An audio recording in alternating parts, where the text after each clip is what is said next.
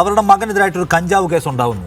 കേരളത്തിലെ പോലീസാണ് എഫ്ഐആർ ഇട്ടത്. ഏത് മറ്റേ കുപ്പിയും ഓമത്തണ്ടും ഒക്കെ ഉപയോഗിച്ച് കഞ്ചാവ് വലിച്ചെന്നാണ് എഫ്ഐആറിൽ എഴുതി വെച്ചിരിക്കുന്നത്. സജി ചെറിയാൻ തന്നെ കുട്ടികൾ കൂട്ടം കൂടി ഇരുന്ന് സിഗരറ്റ് വലിച്ചു കാണും, അതിനെന്താ കുഴപ്പമെന്ന് ചോദിച്ചു അതിനെ ഓൺ ചെയ്യുന്നുണ്ട് എന്നോർക്കണം. ആ വാർത്ത കൊടുത്ത മാധ്യമങ്ങളെ എങ്ങനെയാണ് ഈ പ്രതിഭ കൈകാര്യം ചെയ്തതെന്ന്, ഉപയോഗിച്ച വാക്ക് തെരുവിൽ ശരീരം വെക്കുന്ന സ്ത്രീകളൊക്കെ ഇതിനേക്കാൾ അന്തസ്സുണ്ടല്ലോ എന്ന് പറഞ്ഞുകൊണ്ട് ആക്ഷേപിച്ച ആളാണ് പ്രതിഭ. അതിന് മാപ്പൊന്നും പറഞ്ഞിട്ടില്ല. മനുഷ്യരുടെ മലം തിന്ന് ജീവിക്കുന്ന ചാനലുകളുള്ള ഈ നാട്ടിലെന്ന് പറഞ്ഞ് പരസ്യമായി ലൈവിൽ വന്ന് ആക്ഷേപിച്ചു. എന്താണ് ആ കേസിൽ മാധ്യമങ്ങൾ ചെയ്ത തെറ്റ്? അവരുടെ മകനെതിരെ കേരള പോലീസ് കഞ്ചാവ് ഉപയോഗിച്ച് എഫ്ഐആർ ഇട്ടു, അത് വാർത്ത കൊടുത്തു.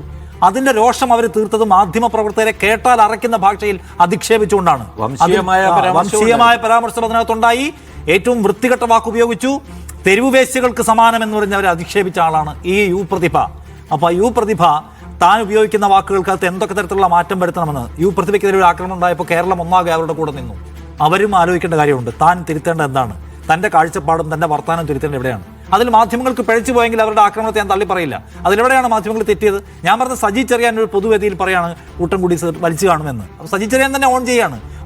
എഫ്ഐആറുള്ള കേസാണ്, അതിലാണ് ഈ വർത്താനം പറഞ്ഞു. ആ വർത്താനത്തിന്റെ സ്വഭാവത്തെ കുറിച്ചുകൂടി അവർ ആലോചിക്കേണ്ടതുണ്ട്. ക്വാളിറ്റിയിൽ വർത്താനം പറയാം. നമസ്കാരം, പുതിയൊരു വീഡിയോയിലേക്ക് എല്ലാവർക്കും സ്വാഗതം. ഇന്നലെ മുതൽ കേരളം ചർച്ച ചെയ്യുന്ന ഒരു കാര്യമാണ് ഒരു ലീഗ് നേതാവ് വന്നിട്ട് പ്രതിഭയെ വളരെ മോശമായ രീതിയിൽ അധിക്ഷേപിച്ചത്. അത് വളരെ തെറ്റ് തന്നെയാണ്. കേരളം മുഴുവൻ എന്നല്ല, പാർട്ടി കോൺഗ്രസ്സുകാരും അതുപോലെ തന്നെ മാർക്സിസ്റ്റുകാരായാലും എല്ലാവരും എന്ന് പറഞ്ഞു കഴിഞ്ഞാൽ അതിൽ ഖേദം പ്രകടിപ്പിച്ചിട്ടുണ്ട്. അതുപോലെ തന്നെ ആ വ്യക്തിയെ ആ സ്ഥാനത്ത് നിന്ന് മാറ്റി നിർത്തിയിട്ടുണ്ട്. പിന്നെ എന്ന് പറഞ്ഞാൽ അയാൾ ലീഗിൻ്റെ ആ ഒരു ഇതിൽ സസ്പെൻഡ് ചെയ്തിട്ടുണ്ട്. ഇതൊക്കെ ചെയ്തിട്ടുണ്ട്. ഇതൊക്കെ ചെയ്തപ്പോഴും പ്രദീപ് പറയുകയാണ് എനിക്കെതിരെ വരുന്നത് സൈബർ ആക്രമണമാണ്, എനിക്കിത് വെച്ച് ഉറപ്പിക്കാൻ കഴിയില്ല, എൻ്റെ പഴയ കാര്യങ്ങളെല്ലാം കുത്തിപ്പൊക്കുകയാണ് എന്ന് പറഞ്ഞിട്ട് പ്രദീപ് വന്നിരിക്കുന്നു. പ്രദീപ ചേച്ചിയോട് എനിക്ക് പറയാനുള്ളത് എന്താണെന്ന് വെച്ചാൽ നമ്മൾ അങ്ങനെയാണ്, നമ്മൾ എന്തൊക്കെ പറയുമ്പോൾ വളരെ സൂക്ഷിക്കണം. അതായത് പ്രതിഭ പണ്ട് ഇതേ വാക്ക് ഉപയോഗിച്ച് മാധ്യമങ്ങളെ വേട്ടയാടിയിരുന്നു. ആ വാക്കുകളെല്ലാം എന്ന് പറഞ്ഞാൽ മാധ്യമങ്ങളാണ് കുത്തിപ്പോക്കുന്നത്, അല്ലാതെ വേറെ ആരുമല്ല. നാട്ടുകാർക്ക് എന്താ പറയുക, പണിയില്ലേ? നാട്ടുകാർക്ക് വേറെ പണിയില്ലേ? എനിക്ക് അതാ ചോദിക്കാനുള്ളത്. ഇതെന്ന് പറഞ്ഞാൽ വേറെ ഈ മാധ്യമങ്ങൾ തന്നെയാണ് ഇത് കുത്തിപ്പൊക്കുന്നത്. അപ്പോൾ ഞാനൊരു കാര്യം പറയുന്നത് എന്താണെന്ന് വെച്ച് കഴിഞ്ഞാൽ നേതാക്കന്മാർ വളരെ സൂക്ഷിക്കണം. അത് കോൺഗ്രസിൻ്റെ ആയാലും വേണ്ടിയില്ല, മാർക്സിസ്റ്റിൻ്റെ ആയാലും വേണ്ടിയില്ല, BJPൻ്റെ ആയാലും വേണ്ടിയില്ല. ഇങ്ങനെയുള്ള കാര്യങ്ങൾ തെരഞ്ഞെടുപ്പ് കാലത്ത് വന്നു കഴിഞ്ഞാൽ അതിൻ്റെ പ്രത്യാഘാതം എന്താണെന്ന് ഞാൻ പ്രത്യേകിച്ച് പഠിപ്പിക്കണം. പണ്ട് VS അച്യുതാനന്ദൻ ലതികയെ പറ്റി പറഞ്ഞു എന്ന് പറഞ്ഞിട്ട് ഇവിടെ എന്തൊക്കെ പുകലുണ്ടാക്കിയിരുന്നു. അതുപോലെ തന്നെ മറ്റു പലരും എന്ന് പറഞ്ഞു കഴിഞ്ഞാൽ ഈ ഒരു കേസിൽ പെട്ടിട്ടുണ്ട്. എന്തിനധികം പറയുന്നത് ചില അവസരങ്ങളൊക്കെ പെണ്ണ് കേസ് തന്നെ വേണ്ട, വേറെ ഏതെങ്കിലും കേസ് തന്നെ പെടുന്ന ആൾക്കാരുണ്ട്. നേതാക്കന്മാർ ഇങ്ങനെ പ്രസംഗിച്ച് ആവേശം കയറി വരുമ്പോഴും അണികളുടെ കയ്യടിയും കാര്യങ്ങളൊക്കെ കിട്ടുമ്പോഴെന്ന് പറഞ്ഞു കഴിഞ്ഞാൽ പിന്നീട് അങ്ങോട്ട് പറയുന്നത് എന്താണെന്ന് അവർക്ക് പോലും ബോധം ഉണ്ടാവില്ല. അതുകൊണ്ടാണ് ഞാൻ പറയുന്നത് കടിഞ്ഞാണിടണം. ഇട്ടില്ലെങ്കിൽ അത് മറ്റേ സ്ഥാനാർത്ഥിക്ക് പണിയാകുമെന്ന് മാത്രമേ എനിക്ക് പറയാനുള്ളൂ. ഇതിപ്പോഴും പണി കിട്ടിയിരിക്കുന്നത് കൃത്യമായിട്ട് ലിജുവിന് തന്നെയാണ്. കാരണം എന്താ വെച്ചാൽ ഈ ഒരു അവസരം എന്ന് പറഞ്ഞാൽ കൃത്യമായിട്ട് പ്രതിഭ ഉപയോഗിക്കുന്നുണ്ട്. പ്രതിഭ കരഞ്ഞ് നിലവിളിക്കുന്നത് നമ്മൾ കണ്ടു. പക്ഷെ പ്രതിഭ അങ്ങനെ കരഞ്ഞ് നിലവിളിക്കേണ്ട ആവശ്യമുണ്ടോ? ഒരിക്കലും ഇല്ലാന്നേ ഞാൻ പറയുള്ളൂ. അതായത് ഒരു മനുഷ്യനൊരു തെറ്റ് പറ്റി, അയാളത് ഖേദം പ്രകടിപ്പിച്ചു. തെറ്റ് പറ്റാത്തതായിട്ട് ആരാണ് ഇവിടെ ഇല്ലാത്തത്? ഇപ്പൊ കഴിഞ്ഞ ആഴ്ച നമ്മളെ ചിന്താ ജെറോം ഒരു പ്രകടനം വിളിച്ചു, അതിലെല്ലാവരും വിമർശിച്ചില്ലേ? അതിന് എന്നിട്ട് ചിന്തയെ എന്തെങ്കിലും ചെയ്തിട്ടുണ്ടോ? ചിന്തയെ അങ്ങ് വെറുതെ വിട്ടില്ലേ? അതുപോലെ തന്നെ എന്ന് പറഞ്ഞു കഴിഞ്ഞാൽ കഴിഞ്ഞ കാലത്ത് എന്ന് പറഞ്ഞാൽ കാഫിർ പ്രയോഗങ്ങൾ ഉണ്ടായിട്ടുണ്ട്. പിന്നെ നിസ്കാരപ്പായിൽ വെച്ചിട്ട് എന്നെന്തോ ചെയ്തു എന്ന് പറഞ്ഞിട്ട് ആ ഒരു ചെറുപ്പക്കാരനെ കൊലപ്പെടുത്തിയതിന് ശേഷം വർഷങ്ങൾക്കിപ്പുറം വന്നിട്ട് ഒരാൾ വന്ന് പറയുന്നു ഞാൻ ചുമ്മാ പറഞ്ഞതാണ്. ഇങ്ങനെയൊക്കെ പറയുന്ന ആൾക്കാരില്ലേ? അതുപോലെ തന്നെ എന്ന് പറഞ്ഞു കഴിഞ്ഞാൽ ഇപ്പൊ കൊണ്ടോട്ടി അബു എന്ന് പറയുന്ന ഒരുത്തനെ പോലീസ് പിടിച്ചിട്ടുണ്ട്. പണ്ട് KT ജലീലിന് എന്തോ പറഞ്ഞതിന് ഈ പകയനെ പോലീസ് പിടിച്ചതാണ്.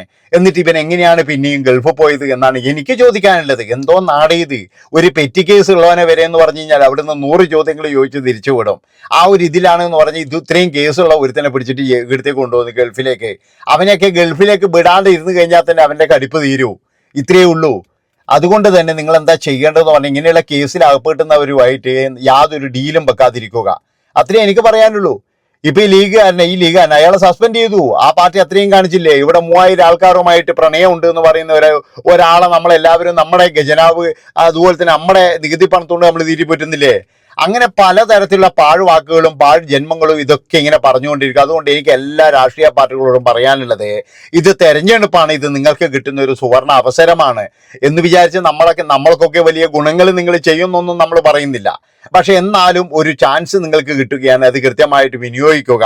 അത്രമാത്രമേ എനിക്ക് പറയുള്ളൂ. അത് കോൺഗ്രസ് ആയാലും ശരി, മാർക്സിസ്റ്റ് ആയാലും ശരി. ഇപ്പോഴേ പ്രദീപക്ക് ശരിക്കും പറഞ്ഞു കഴിഞ്ഞാൽ ചെറിയൊരു ഭയം തോന്നിയിട്ടുണ്ട്. വേറെ ഒന്നുമല്ല, 2 ദിവസം മുമ്പ് ലിജുവിന്റെ ഒരു കരച്ചിലുണ്ടായിരുന്നു. ആ കരച്ചിലും ജനങ്ങളെല്ലാവരും ഭയങ്കരമായിട്ട് അവർക്ക് ഭയങ്കര വിഷമായി പോയി. കാരണം എന്താ വെച്ചാൽ 3ാമത്തെ തവണയാണ് ലിജുവോട് തോക്കാൻ പോകുന്നത്. അതായത് 2 തവണ തോറ്റു.